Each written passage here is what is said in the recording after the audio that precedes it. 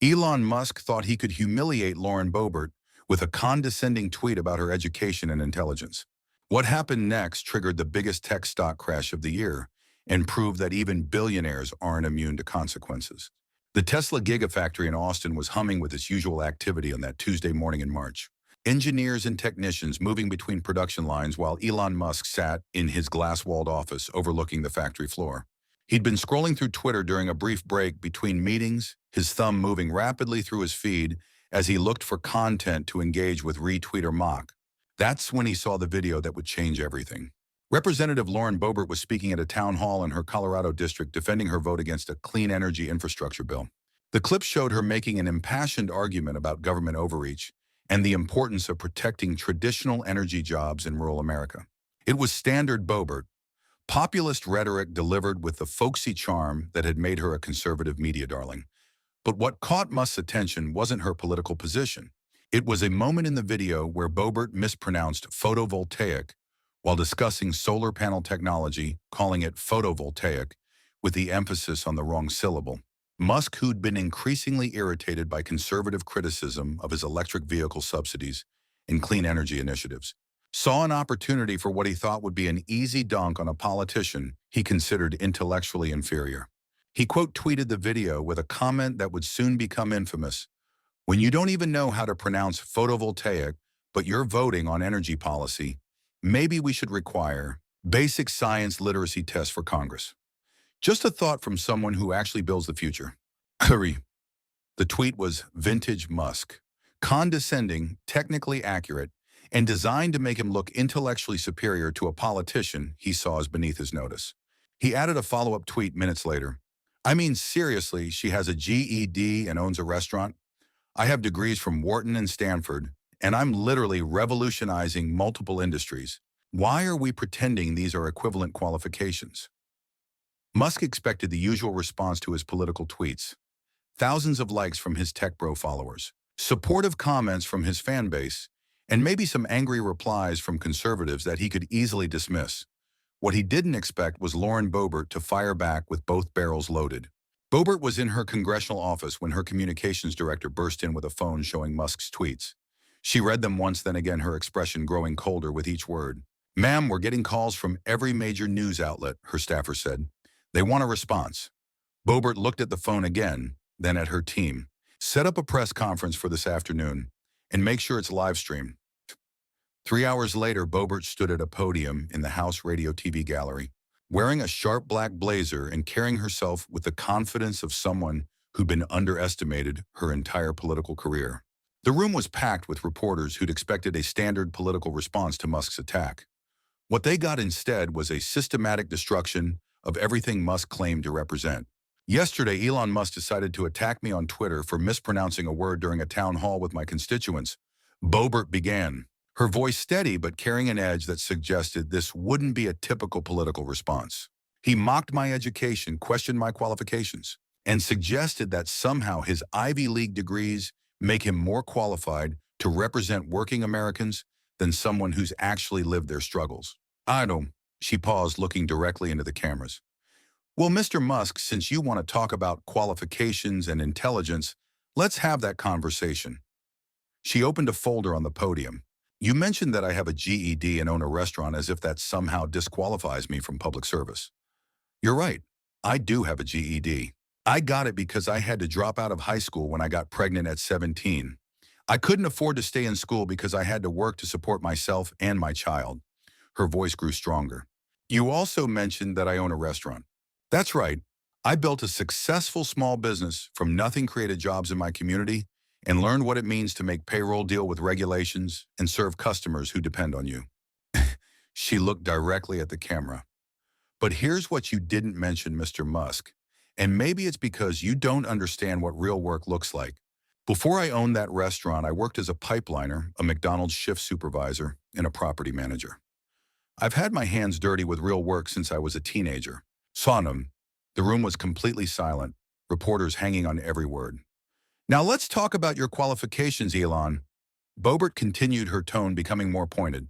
You love to mention your degrees from Wharton and Stanford. What you don't mention is that you dropped out of Stanford after 2 days. What you don't mention is that your father owned an emerald mine in South Africa, giving you advantages most people could never dream of. She flipped a page in her folder. You also don't mention that your first company, Zip2, was funded by your father's money, or that you've received over $5 billion in government subsidies for your various companies. For someone who criticizes government spending, you sure do love cashing government checks. Boebert walked closer to the cameras. But here's what really bothers me about your attack, Elon. You think that because you're rich, because you have fancy degrees, because you've been successful in business, that somehow makes you better than working people like me and my constituents. Her voice rose slightly. You sit in your glass tower in Austin, surrounded by engineers and yes men completely disconnected from the reality that most Americans face. You've never worried about making rent, never had to choose between groceries and gas, never had to work multiple jobs just to survive. She pulled out her phone and held it up to the cameras. This morning after your tweets went viral, I got a call from Maria Santos in Grand Junction. She's a single mother working 2 jobs, one at a diner, one cleaning offices at night. She wanted to know why a billionaire was attacking her congresswoman for having the same background she has. Boebert's voice took on a more personal tone. Maria told me something that I think you need to hear, Elon. She said, at least Lauren knows what it's like to struggle. At least she understands what we're going through. What does some rich guy from South Africa know about our lives? The room was so quiet you could hear the cameras clicking. And that's the real issue here, isn't it? Boebert continued. It's not about pronunciation or degrees or technical knowledge. It's about representation. It's about having people in Congress who understand what working families face every day. She looked directly into the camera. I may have mispronounced a word, Elon, but I've never mispronounced the struggles of the people I represent. I've never been confused about what matters to families who are trying to make ends meet. She closed her folder and placed both hands on the podium. You want to talk about building the future? Let's talk about it. The future I'm building is one where a teenage mother can get her GED, start a business, and represent her community in Congress. The future I'm building is one where working people have a voice in Washington, not just billionaires and tech bros. Her voice grew stronger. The future I'm building is one where we don't let wealthy elites tell us that our experiences don't matter, that our voices don't count, that somehow their money makes them more American than we are. She stepped back from the podium. So here's my message to you, Elon Musk. You can mock my pronunciation, you can question my education, you can attack my background all you want, but you cannot and will not silence the voice of working Americans. She gathered her papers. And if you think your Twitter followers and your billions of dollars make you untouchable, you're about to learn a very expensive lesson about underestimating the people you think are beneath you. With that, she walked off the podium, leaving the room in stunned silence. The response was immediate and overwhelming. Within an hour, Boebert v. Musk was trending globally. The video of her press conference was shared millions of times across every platform. But more importantly, the response wasn't just political, it was personal. Working-class Americans who'd never heard of Lauren Boebert before were sharing their own stories of being dismissed by wealthy elites. Single mothers, high school dropouts, small business owners, and blue-collar workers began flooding social media with messages of support for someone who'd stood up to a billionaire's condescension. But the real impact was on Musk's business empire. Within 48 hours, boycott Tesla was trending as working-class Americans announced they were canceling Tesla orders, selling Tesla stock, and choosing competitors' products. The movement spread beyond just Tesla. SpaceX faced criticism from potential customers, and even his Twitter acquisition came under renewed scrutiny. The financial consequences were swift and brutal. Tesla's stock price dropped 12% in 2 days, wiping out over $15 billion in market value. Major pension funds that represented working-class Americans began divesting from Tesla. Union retirement funds pulled their investments. Even some environmental groups distanced themselves from Tesla, saying they couldn't support a company whose CEO attacked working people. But perhaps most damaging was the cultural shift.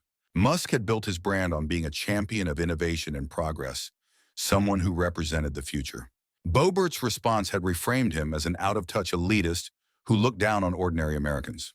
The breaking point came when Saturday Night Live devoted their cold open to the controversy, with the actor playing Musk being repeatedly schooled by various working-class Americans. The sketch went viral, cementing the narrative that Musk was a privileged brat who'd been put in his place by someone with real-world experience. 3 weeks after his original tweet, Musk attempted damage control with a series of posts trying to clarify his comments and express respect for working people. But it was too late. The damage to his reputation and his company's bottom line was already done. In a rare moment of humility, he eventually posted what amounted to an apology. "I spoke out of turn about Repser Boebert's background. Everyone's path to public service is valid, and I shouldn't have suggested otherwise. Respect to all who serve their communities." But Boebert wasn't satisfied with just an apology.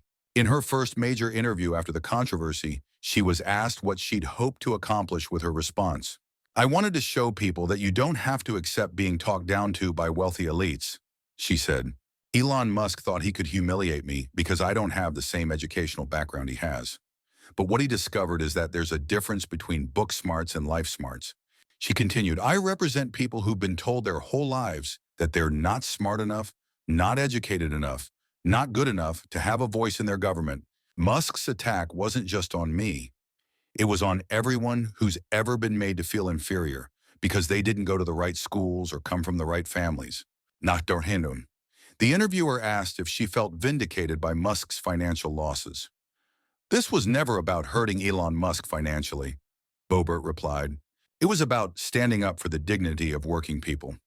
But I do think it's important that there were consequences for his elitist attitude." She paused. "When someone with that much power and influence attacks working people, there have to be consequences. Otherwise, they'll just keep doing it." The lesson was clear. In an age of social media and populist politics, wealth and education don't automatically confer moral authority. And when someone who's lived real struggles confronts someone who's only known privilege, authenticity can triumph over credentials every time. Elon Musk thought he could humiliate Lauren Boebert with a condescending tweet about her pronunciation and education. Instead, he triggered a working-class backlash that cost him billions of dollars and exposed him as an out-of-touch elitist who'd confused privilege with superiority. His attack on Boebert became her vindication, proving that sometimes the best response to intellectual snobbery is authentic experience, and that in America, the people still have the power to hold even the richest men accountable for their arrogance.